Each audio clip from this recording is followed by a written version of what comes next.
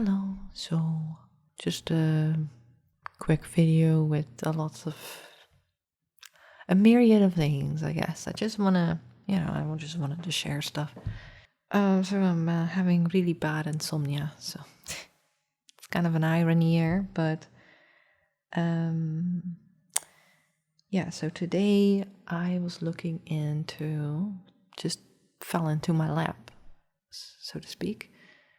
I was looking into Benjamin after reading a daily portion of the Bible, which I'm trying to do so I can actually say, oh, I've read the Bible all the way through. So every day I'm trying to read something. It's about a weird story about Joseph and Benjamin, but I learned that Benjamin it's kind of interesting. I've learned that Benjamin is the 12th son, but the 13th child. And sometimes in the Samaritan Hebrew, Benjamin is written with mem.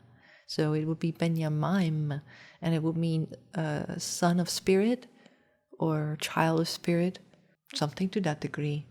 And I thought that was very, very interesting. So we have let me repeat myself. We have the 13th child, mem, 13th child, and the 12th son, hanged man, comes to mind very, very strongly. I'm fascinated by this switch because I can't really make up my mind. I'm having trouble figuring out which side to choose from, so they're just mashed together. And the more I study the Golden Dawn, the more I'm realizing that there is no side to pick. It's a response. It's a commentary from within. It's a meta commentary, perhaps. The people who redefine the Tree of Life for the Golden Dawn's purpose, with the cards also changing and shifting, they really do know what they're doing. And it's interesting because on the internet, in certain circles, which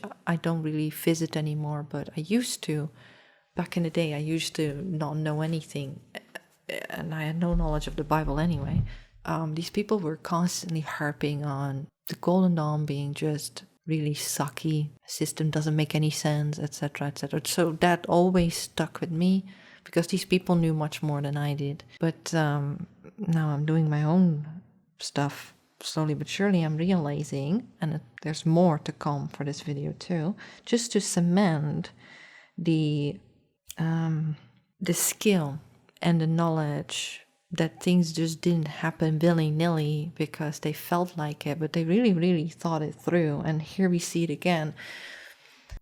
So Benjamin, another way of seeing the name of Benjamin, etymologically speaking, it actually stems from, so there is a Amorite or Akkadian meaning to the name Benjamin as well, which is what people think it actually stemmed from, this name, and it means son of the south.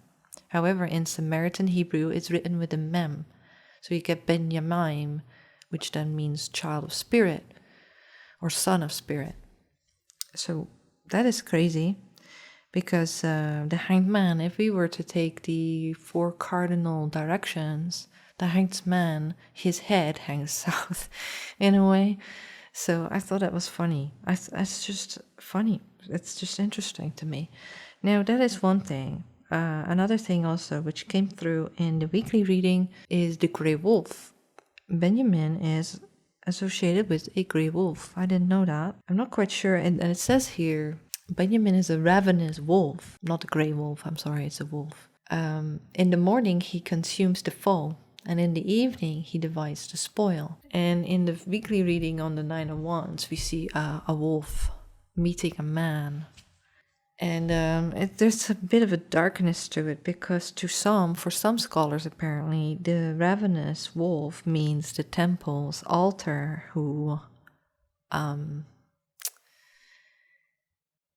which is soaked in sacrificial blood, and hanged man is also about sacrifice. It has a very strong messianic connotation to it as well, and as if everything revolving around it. Now, my video was a little bit like turning things upside down by talking about Judas instead, which I feel like really does highlight this shift and this uncertainty between the Mem and Lamed of the Hanged Man. We see here, once again, we see the discrepancy between the two numbers, which would be 13 Mem and 12 Lamed. And we see that in the essence of Benjamin, and his name, which revolves around water and Mem. And then, of course, the sacrifice, which is the more darker aspect of it. And then you have Paul the Apostle, which is from the tribe of Benjamin. To other rabbis, Benjamin is the beloved by the Lord. And it's kind of interesting because you got Ben-Ya-Mime in there as well. So Benjamin is beloved by the Lord. He is the most beloved son, or the youngest son of a given family. And he was, as far as I could understand from the text, he was very well liked by his oldest brother, Joseph. And Joseph corresponds to Yesod, by the way. So there's not really any Kabbalistic link that I can lay down here, but what I can say is that Benjamin is given 5 times the amount of gifts than his other brothers do. And the reason why is interesting because the hanged man hangs from the essence of Geburah. You could say, if you were to place the card, you could say that his foot is tied to Geburah and his head hangs in Hod, the essence of Hod. And Geburah is associated with the number 5. It's the 5th sphera. And so that warrants some investigation for sure. And it's kind of sad that I didn't really extrapolate on the Grey Wolf, but I can definitely do that on my own terms.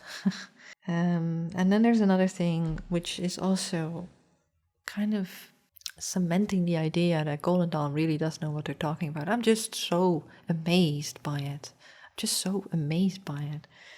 So this one, I was just, I got just my new books and just trying to look something in terms of Benjamin. And the Zohar, the texts are not they're not really easily navigated. So along the way, trying to find what you're looking for, I just end up reading all sorts of little bits and bobs of interesting stuff. It's just, there's just a lot to delve into.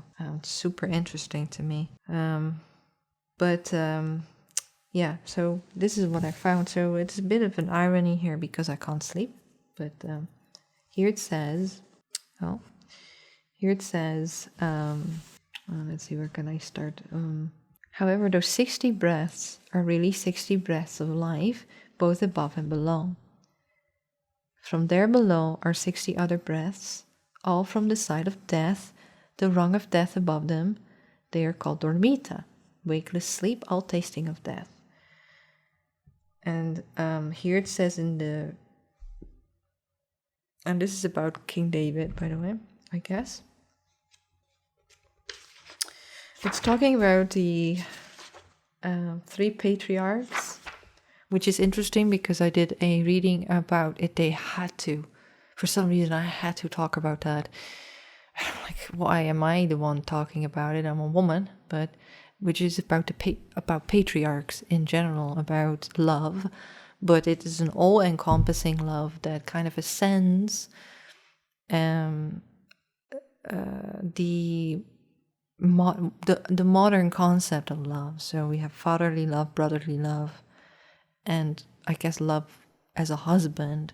But it's about the open heart of a man, and upon this open heart we build.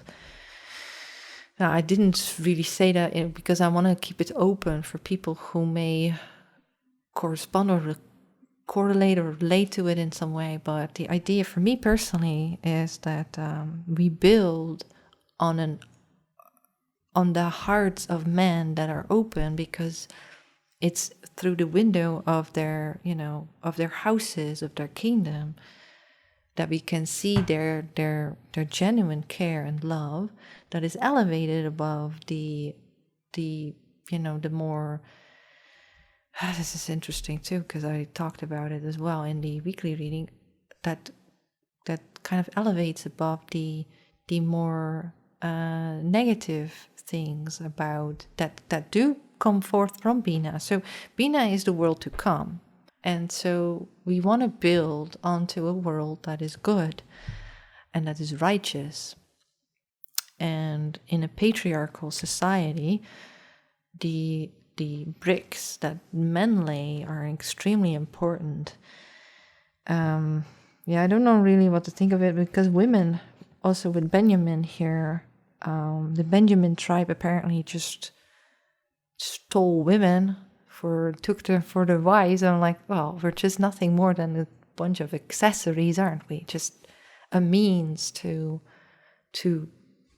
procreate, I guess. But that aside, what is important is the open heart of a man, right? So we have the three patriarchs coming through, and that would be Chesed, Gevurah, and Tiferet. So that would be Abraham, which is Chesed, Isaac, which would be Gevurah, and then, of course, Jacob, the father of Joseph, Jacob, that would be Tiferet, and then Joseph would be Yesod, and Benjamin is maybe, in my opinion, could be the hanged man, just hanging around there. Okay, so in Crowley, so let's return to the 60 breath, right? So this reminded me of something that I read in Crowley's book, the Book of Thoth, and this is about the devil card. So from memory, what I remember anyway, Crowley writes something along the lines of, you either look up or you look down. You either look up or you look down. So before, and the devil is associated with the letter Ain in the Golden Dawn, which is the 16th letter rather than the 15th letter. The 15th letter is Samech, which was what the devil was tied to before the Golden Dawn arranged stuff differently. And Crowley goes on to arrange certain things differently for himself too. One of which is also of my interest, which would be the Justice card in relation to the Fool card, together creating the word El, or God. But Samech is the 60th letter. And so here I'm starting to think or see, and I can't say for certain, but I'm thinking about it anyway, that Crowley actually did read the Zohar, at least some parts of it. Because here it says that 60 animating powers in the upper worlds and the 60 corresponding breaths here below. In addition, beneath the 60 holy breaths above are 60 demonic breaths, presided over by the power of death. Now, if we look at the Tree of Life in the Golden Dawn, we see Temperance running from Yesod to Tiferet. And this is now Samech. However, the devil is placed on the left-hand side and death is placed on the right-hand side.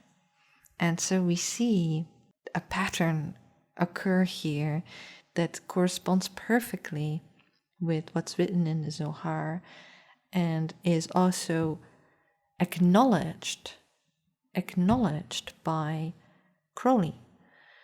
And so it seems almost that this whole part of the Zohar and the study, the background study that goes into it, the detail-oriented kind of mentality one must have in order to figure out whether it's trustworthy or not. I'm just flabbergasted. I'm just amazed at how knowledgeable these people actually are and how skilled they also are with the materials. So Crowley is generally speaking quite crude, but I was looking into the Justice card and I was just so pleasantly surprised at how delicate he is about the heart of the Kabbalah. I'm like, wow. So underneath all these layers of this cynical, almost evil man, there is a